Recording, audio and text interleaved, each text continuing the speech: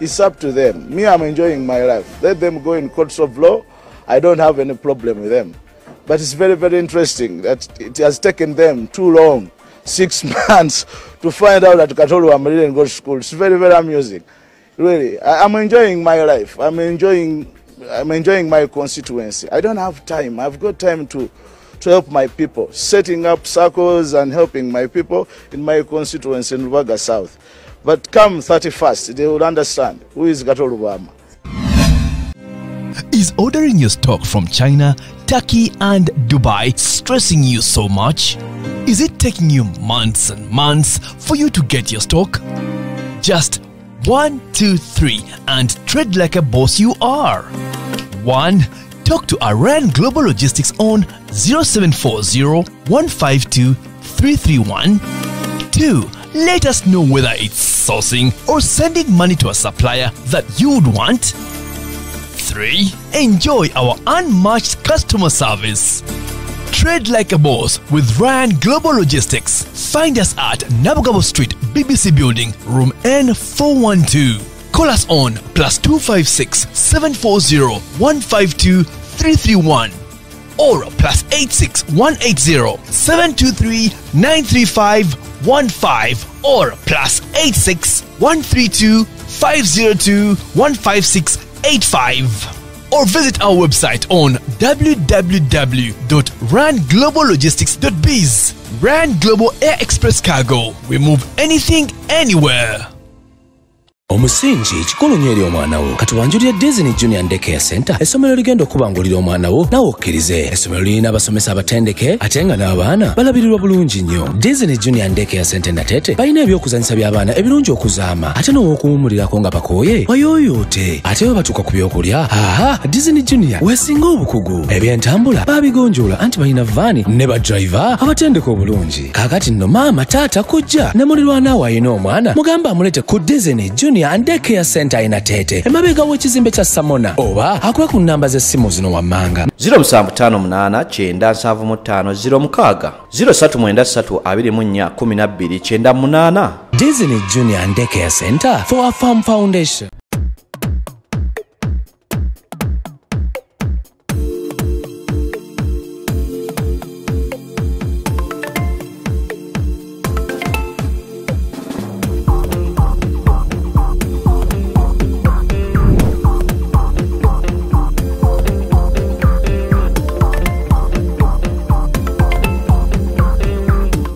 Hi everybody, good morning. Olakurairo nongenda kwogera ku bakadama. Bakadama so batandise Obwenzi. Bendera mu bed space so bayita mmere kulya.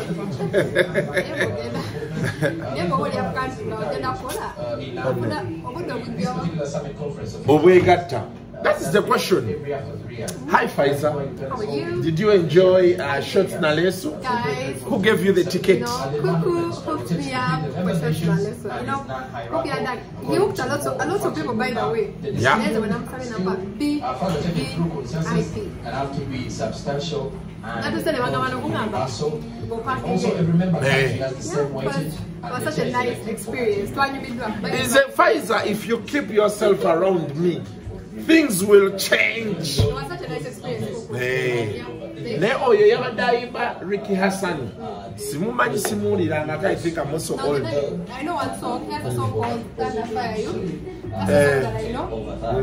And it's such a good song. Let your pumpa time to Jenny. Bobo inayo gundi mpayo ekyokulya. Tomfulidde ebyakulya wansi. Jenny Hajati odyotya. Oliye Hajati wini yasoka kuba mukatoliki n'afuuka omusiraamu n'afumbira omusiraamu. But in your time as a Catholic, as a Protestant, did you eat pork? You never tested it all your life? Okay. That means that Christians don't eat pork. Yeah. I'm part of them. You know, like 2 eggs and a chapati will do. Jenny, this is what? Sunday. Oh, what is the bagay? Amante gari. ne chapati emu tugende wana. This place is noisy. Chideti muka chili wa chicho Chimaiki Sebalo an idiot. Yeah, Pfizer first free news.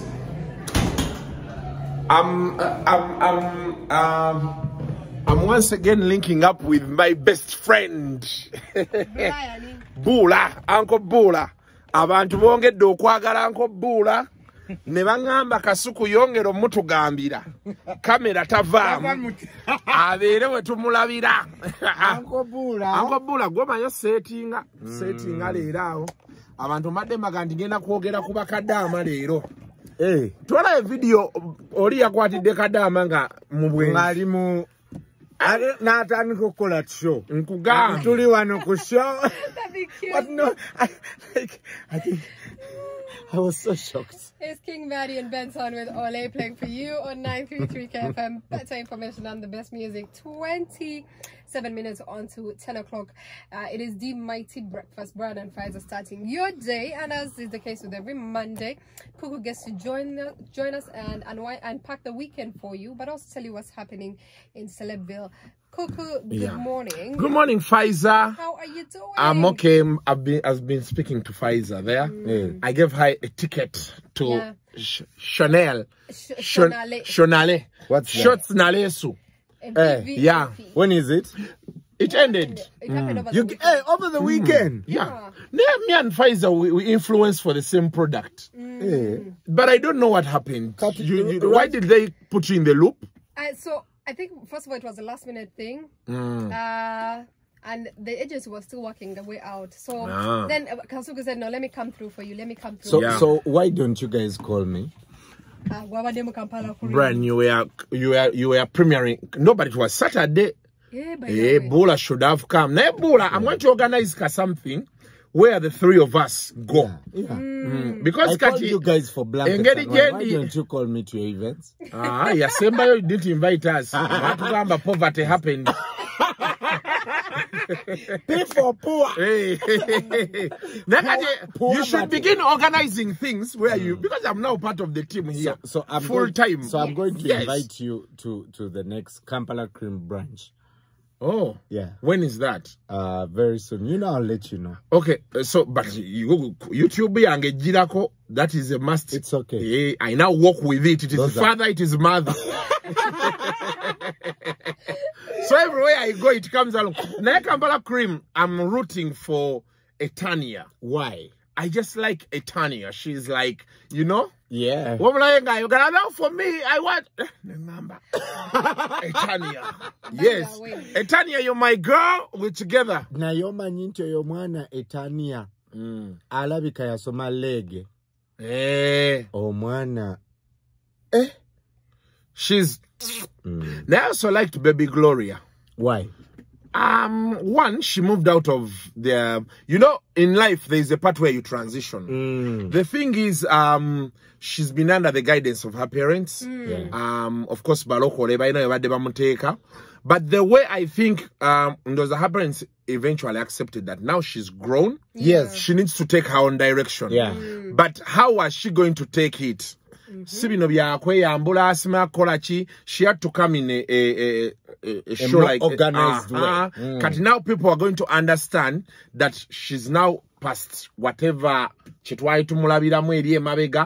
now cutting her own path. Omanyi waliwo obuzibu n'abalokole.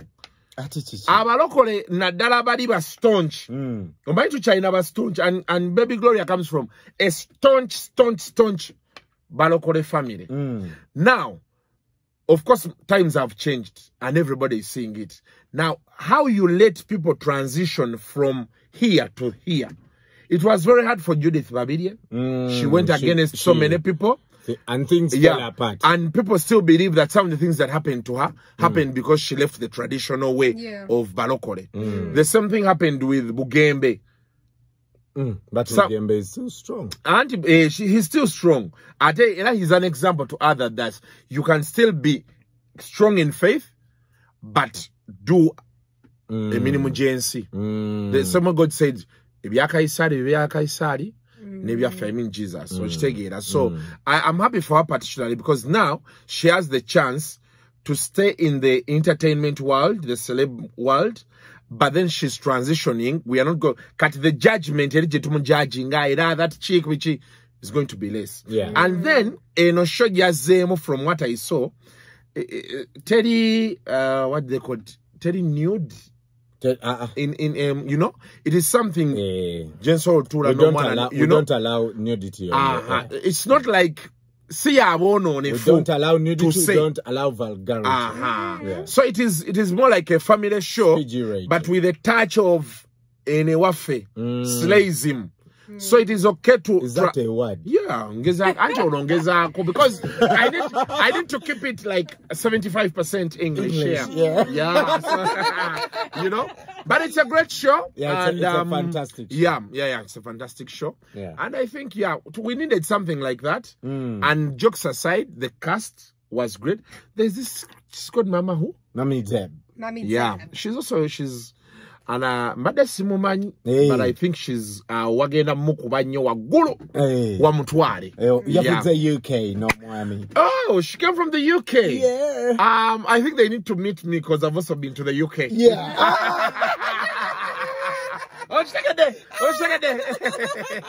And now about the streets, you know. Of course, so many things happened over the weekend, but we had NTV closing out its dance show programs. The mix show closed. What do you mean? And dance party closed. Excuse me. What do you mean? Yeah, they aired their last episodes over this weekend. Mix show is the one that used to be on Friday. Yes. For DJ Brian. Yes. Then dance party was for Linda Den. On Saturday. On Saturday. Yeah. Those were COVID shows. They were COVID shows. They were COVID shows. Was a COVID show. Brian started way before. Dance party by modifying, and I was a COVID show. Yeah. Gender Soko Bako, I was still influencing for Johnny Walker. Yeah. Nebangamba Kasuku, we pay you. You come sit on the set. Na ena dia sentence obwere rao. I ate money. Yeah. Those people, I really have no harsh words for them. I ate money. I would come on set. Nebamuza katika suku tukuteke yongo okolocha. Konze laughing and drinking. Laughing and drinking. By the way, lockdown, I really don't have harsh words for lockdown. Yeah. Because I made money in lockdown. Yeah. Is the honest truth. So I'm one of the people who felt bad when the show was going off, when the shows were going off. But you know the issues we have as us. Who? As us. Yeah, but I only hope. You want me to join you? Are they asking Ambiani? As us, me and you and her, the three of us. Yes. But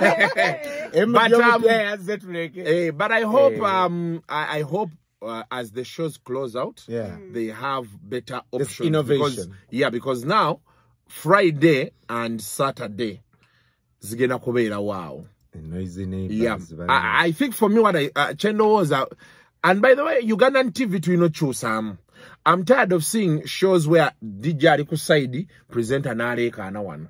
DJ should be a presenter. Yeah. That's why I like Shaw. Exactly. In Kenya there is a show that used to happen on one Saturday. It's called 10 over 10, I think. It also closed last year, I think. 10 over 10 is still on. Is it still on? I watched it over the weekend. There's a show that closed on Citizen last year. Know, but 10 over 10 is still on. So, katituba tuliao, nga MC Cat scams.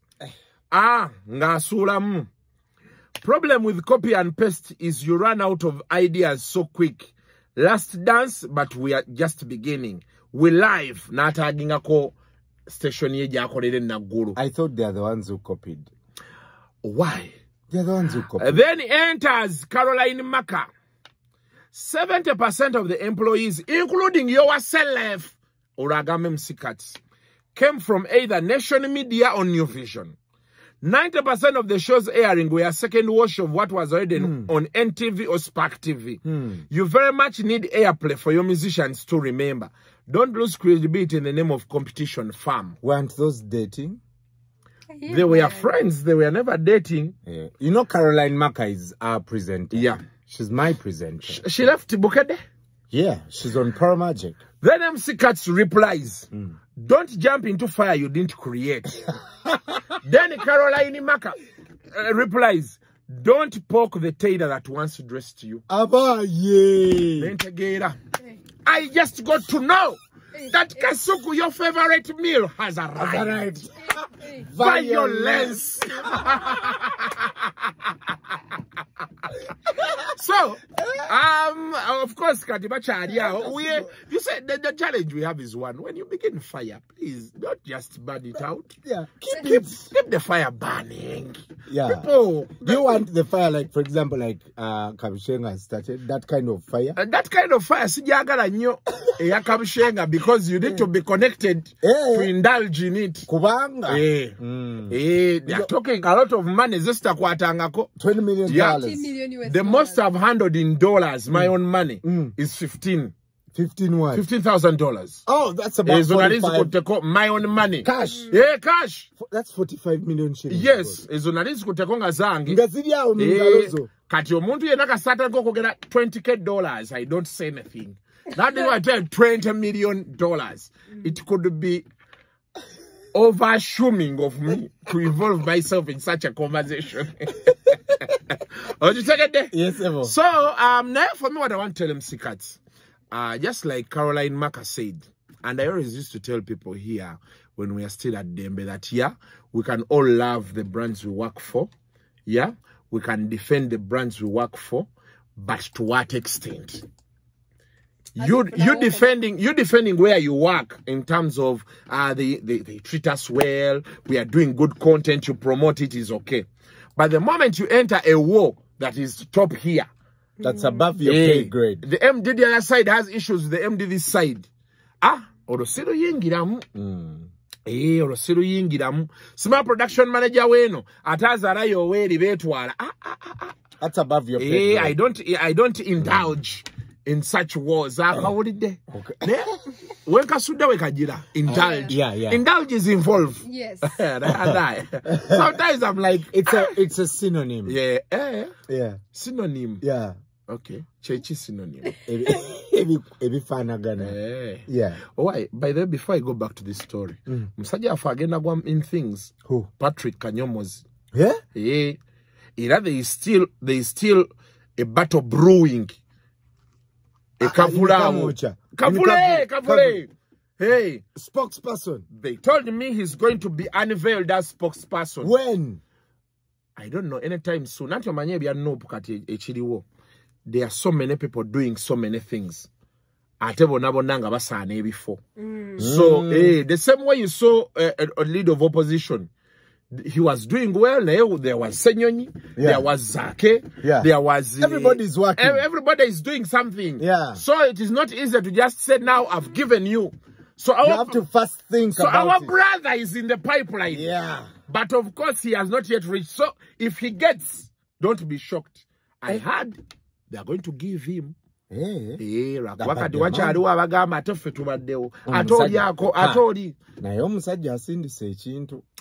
been so Kanyomozi, if you fall in things, remember us.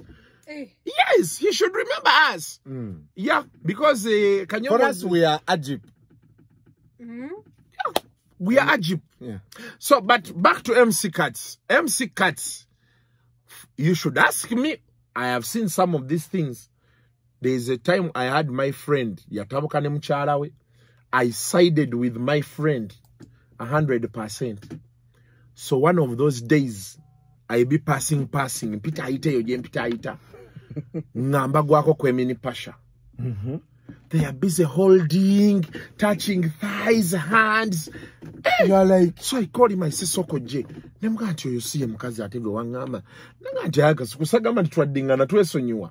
Yeah? Mchala jango mubuzeko, so I go to greet the lady. And she looks at me from up and down. Idiot. Then the guy says, hey, Kasuku, you know how it's because the woman you know get warwanisa. Yes, I make sure you understand that what I was doing, I wasn't doing it Mobucham. So I told her it's the one we fought. Niti amuna twesonyiwa she's angry no gatonyinga madam kansubire byali bikufulumya luli wabitereza. Nzali nali kugigira but deep down inside my heart I was like kasuku tobidam. Era me when I meet two people nga bayomba I just move away. So I support you Brian eno munkukutu. Ate nayo wali terrible kati I was interviewing Tamale Jr. Yes, he made up with the dad. Yes, and he was telling me the moment they left Ham's office, the father told him dozola bulijja abangama nkuvume nkuzalo kuke. Then even the son is like nange daddy bano bebali bangama nkolechi nkuvume. Now, for us who kept quiet, we are like this. You are safe. We are safe. 100% safe. You are safe. We really have no problem with anyone. So my advice is, if your workplace, for both of them, the conversation they are having is beyond their pay grade. Yeah. The business comes first. We can wake up. So let me talk from because I've been in management. Yeah, of course. Yes, sir. I've been around. Every week, your management team sits down and looks at the numbers. And the moment they don't make sense, no matter how much people love you, you have to go. Yeah. So those two people, let them control themselves. But then also, I'm going to be honest with people. There's actually a brother of mine. He had somewhere he was working. Like you tell him, Omanyi, kusande vela kone family. You come, we catch up, you know. Saturdays ngezo. Amakasuku ninogenda kola. Never mugoba. I tell you, it's very important to the business. Never mugoba. Omanyi olusi abantu mbagamba nnyo nti emisala gino tujagala. Nezimbira nnyo ku social capital. Baba bagoba mwabali mu milioni 10 mwe basookerako. Kane bali okababuuza abali eno nti akati gwe bulo obusatu can you do his job? Tukwongereko milioni 2. Kati omusajja nga bamugoba. Kati lwe yajjukira atokutandika onnoonya family. Anti omukazi n'amugamba nti naye bulijjo okola eri twagala kimu sente. Oshegeera. So you can work, I'm not telling people not to like their jobs, but do your job. Echiri mo contract. Job description. JD. Yeah. Echiri mo JD toyitawo. Tochisusa. And this is not just to cuts. Because what Caroline Maka was saying is the truth. Cuts yave no wafe.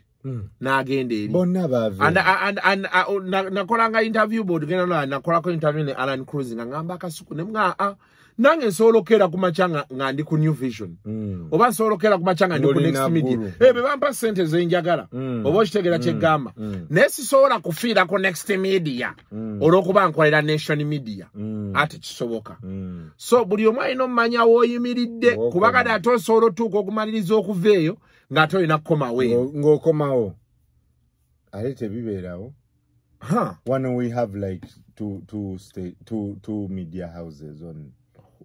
We have people who did reverse. Hili baberawo ngawo mayanti ekyo kiwedde kati ekyokulala Palaso how are you gundi ebintu bye byabula Shakib mbamubaka ebintu yabo nga babuzanye ebintu alole simu be yabula ate mbu Shakibu ye yali agiina isima we yangamba isimachi ichuli Olex yangamba simu bagendo kizu this things are on record esimu bagendo kizula nga Shakibu ye yali agiina yabadajijewo Shakibu n'agamba abagitwala bagikwasa ye mu kugizza era awo okay, I'm not saying it was the truth, but the first thing that came to my mind was people in relationships see things, because now you just imagine, Brian, you're with your girl, something gets lost, then ogendo zurangate yachitutte ate ngobedda munonya mwenna naye nga ekyo tekigobya muntu, ekyo kigobya omuntu. Kati n'otandika okuba ng'eka ne ssente ozisiba kawuzi n'osula nazo bw'oti mu ngalo.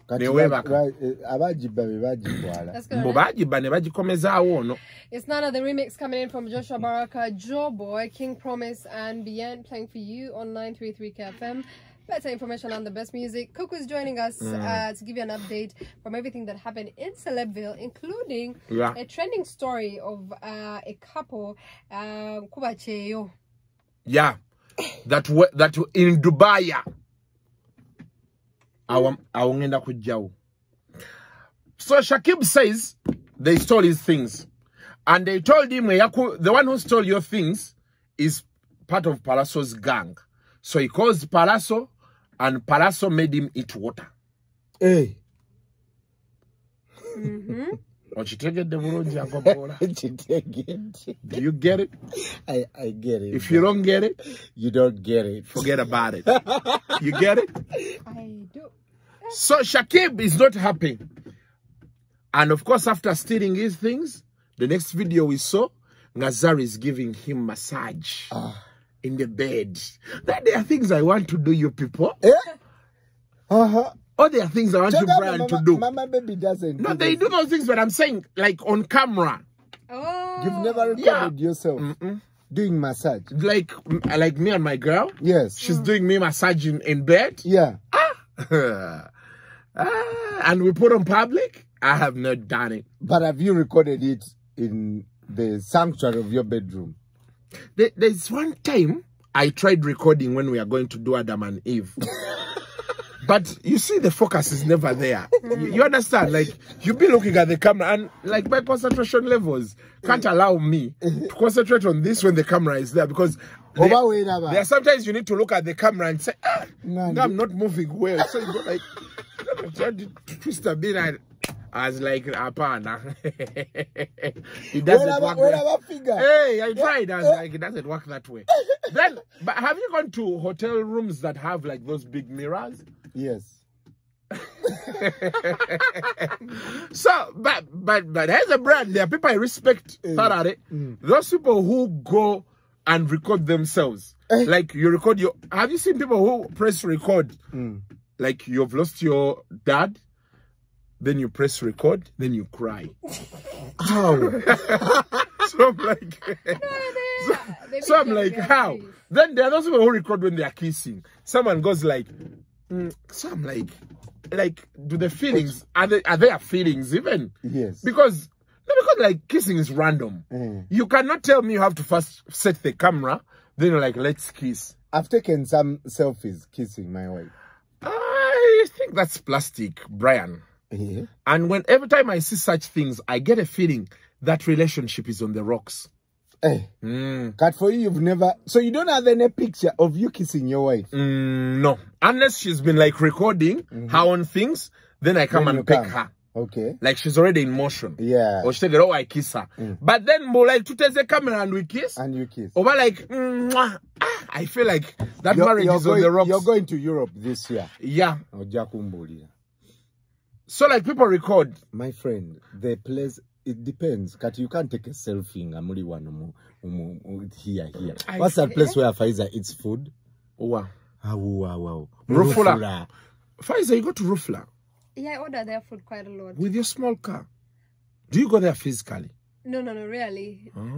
I normally just order food. Why? Okay. Because I surfboard.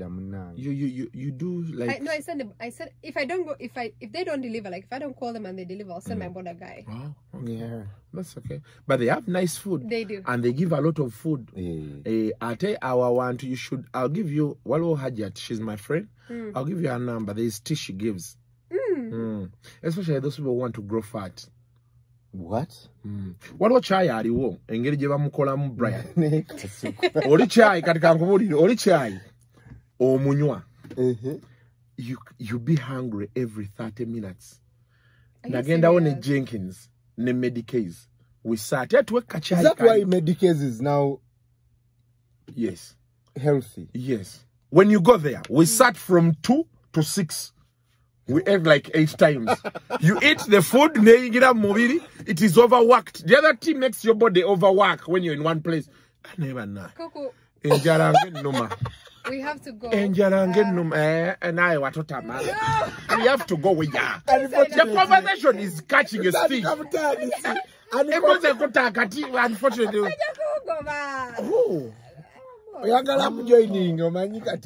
Where you are half unemployed. I am half employed, half unemployed. And touch is okay, bye. Wait, karika chai, kawiditi. Ndaba medicals naku zino tagambako. They also do that. They also have. It makes you hungry. It makes you hungry. I don't know. Kadate waliwo chai wa yaya. When you go and ask for their kati, you make sure you have a driver. Because like a small hole like this, you see a very big pothole. Like a small hole like this. Your chai you enjoy. We buy him back home. Yo. Now, nothing in the new bakadama. Sis so what a no siva wa devia mwe. Kadama, kubunaku we murim. Why are you sexing? Let us go like that. You're sleeping in a double decker. You're sleeping in a double decker. Why are you sexing? So what happened exactly? So this guy, yes. The guy works on NBS. So I don't know over he used to work, or he still works there. Ngu, he flew from here, or he was already there to meet the girlfriend. Kati mu bed space awo nakirabye bulungi wali bulijja just hearing of it. Bed space. Tojukira when we are still like kati for us when I saw it in secondary school. When you get to like senior 3, senior 4 better senior. So you put otekawo esuka. Newe galirayo that light doesn't get to you. Kati nabo kye bakola. So they bang. Ate eno bapimpina eri. Gwali wagulu gwamanya. So guy yabadde mu jigijigi.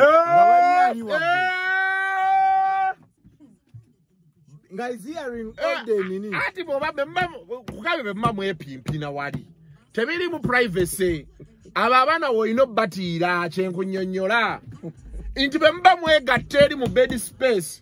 Oli abawali yebasayoza omulala ali wali awuliza radio ye oli ali waggulu w'ekitanda ku kitanda iye ate wakalabe ka video kati ono naggulawo essuuka yagenza okugulawo nga mukyala we ate bagambye okusigwa ekusooka obwenzi buli ku bed space awo sawo bakyusa n'obukyangu bbula jamutudde nkuwa bwindo nga bwe muyina bagambye nti bakola naki gwe omwana yabadde annyonnyola infa nnuma njokya gye nibalese bagambye bwe bati owaye sooka okendeezeeko awo bagambye bwe bati bagambye bwe bati gayi yannyumiza bed space yaŋŋamba bed space bino ebyaffe ebyawano nti muri ku mizigo kiringa mizigo mukazi waaveewo nadde ewange naga nti anobye mu bed space kati mu bed space obeera ne mukazi wo leero n'omulya n'omuteekamu bewasa n'omuteekamu ssente emyezi gyo nga 6 n'akeera ku makya nga bbula eyakikubye n'ava mu kitanda kyo n'adda waggulu kati olaziinayo owa waggulu kyemate nnyonnyola omusajja yage sitegeera abantu babeera ne ssente zaabwe omwana yansisizza we yakutte omusajja ne n'atandika okupresentinga show ng'omwana yasanze mukazi we omuyaaya amukuba ziri naye kati kyesitategeeraawo singa bawenjula kateni ng'onootera omumalooti ng'amazzi gali afuwe tonaba mu maaso lookola oti these are wild thoughts. People need to understand. Bangambye obwenzi buli e Dubai awo. Nensi endala gye bangambye erimu obwenzi Turkey. Naye bangambye sirimu ali e Turkey. HIV.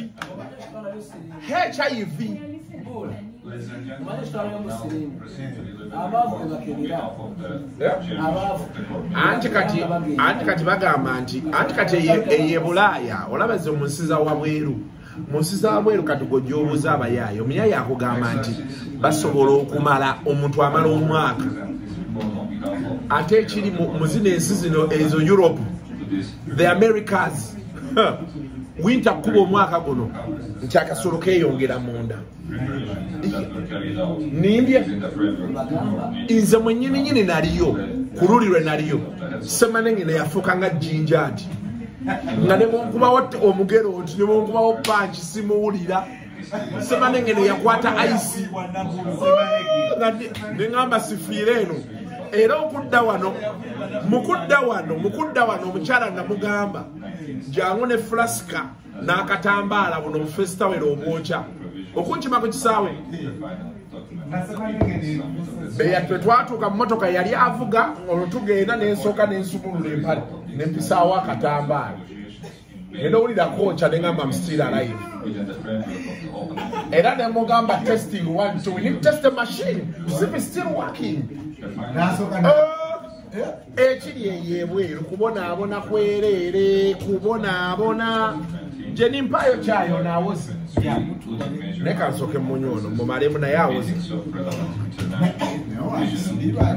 naye kadaama muli eyo mwegatta waleka mukazi wo wano abakazi wano bayomba waleka mukazi we Kampala ogenza okoze eyo obufumbo bali eyo beekola mwekozi tebakyaweereza ssente Kampala asula ku dde kati balakuba bamuwasa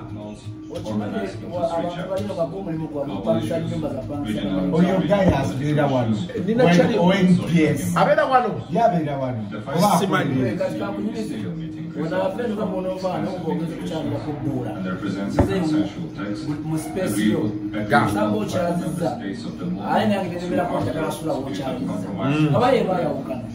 In this regard, I would like to congratulate all delegations of member states of North.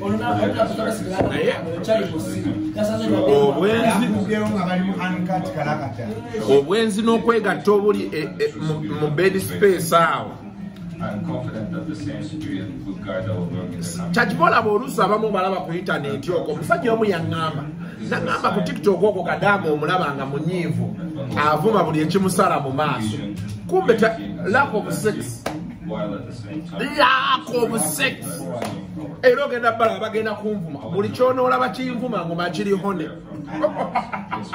eza hone restless kati omukazi buli lwabeera hone oba omusajja ekisa kiri eky'obuntu kimuggwako n'avuma buvume buli kimusala mu maaso Bakadama mutuyambe twalabye vidiyo mundi bakola n'obwenzi mukola naye bannaye muli naye ekiwala tekyabadde kibi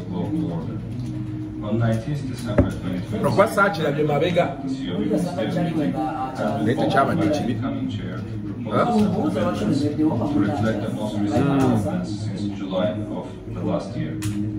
naye awe tulina okuweera Bakadama ekitiibwa omusajja omukulu myaka 35 okuyita mu bulamu obwo si kintu kyangu olaba abasajja balwanira mu bbaala aswama akawala waliwo n'omulala akaswama kati saasira Kadaama afunye ku mukisa ogumuwaako bannaindaganalabye ebintu bannange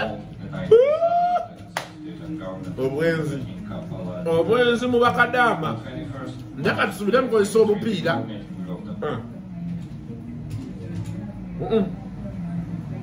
nadde sikirabangako naye Kadaama nina solution yo eri etya bane sente zo wano waliwo abaana bangi bayagala kunjako eyo bane sente zo pangisa woteeri nze nkuleetera abagenyi all expenses on you with the number ng'olyomu kasita mukkanya ebisigadde nga tebiwedde naye nga tubayezayeza mwebale kwegatta Abana beko ne kati niyo sa ne maximum respect kati ni nekitibwa kyemba bakadama ate ekipya sebo gokusula ku kitanda n'osibako oti kati n'okalakata kati saasira abeera waggulu ng'opimpina ono ali waggulu bw'onyenye ekitanda bw'onyenye ekitanda naye kati awo singa obala eddakiika kati atamala akawunto toweegatta kuba nti obeera wakatandika 1 2 3 omuyayi yabazedde eddakiika agenda olawa 1 minute 30 seconds okutusuzewa awe munoonyeza nina musajja wange waswa ayina kahabo naye akantu kali k'amaanyi ajje mitwalo gyo 10 kati oli nno waliwo yankubiddera nga nti kasuku okakasa mitwalo 10 temulimu yakakasa enamba kangibalekere bakadama mwegatte bulungi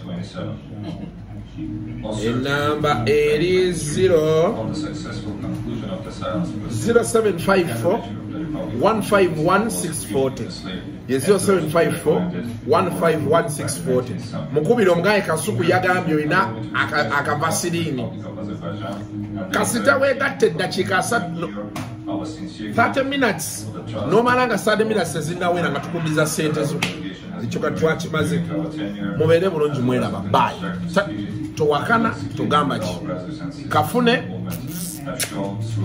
sigadde ojja laba